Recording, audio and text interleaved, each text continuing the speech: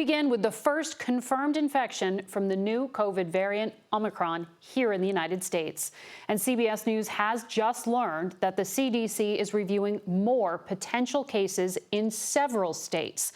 The first case was detected in San Francisco. That patient was fully vaccinated but not boosted and had recently traveled to South Africa.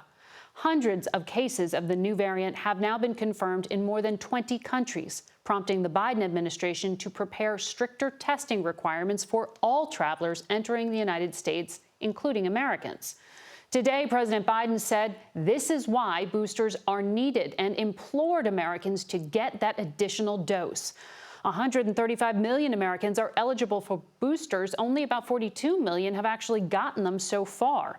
CBS's Anna Werner leads off our coverage tonight from San Francisco. Good evening, Anna. Good evening, Margaret. And as you said, CBS News has learned the first known U.S. Omicron patient came through here, San Francisco International Airport. Now, public health officials are crediting the state's large-scale testing program for finding that case. They say testing will now be stepped up at airports. The patient was identified only as someone between 18 and 49 who landed in the U.S. 3 days before Thanksgiving, developed mild symptoms on Thanksgiving Day, and tested positive 4 days later. The sample was then genetically sequenced overnight at a University of California, San Francisco lab and was confirmed to contain the Omicron variant. They had received a full dose of the Moderna vaccine, but no booster. 5 days after the World Health Organization declared Omicron a variant of concern, little is known. Officials are urging the public not to panic, but say it may be more contagious and better able to evade vaccines than any other variant discovered so far.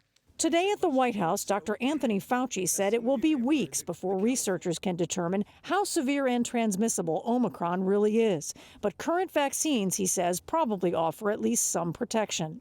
We know what we need to do to protect people. Get vaccinated. If you're not already vaccinated, get boosted. Hospitalizations and deaths were already predicted to increase after a recent surge in cases before Omicron was detected.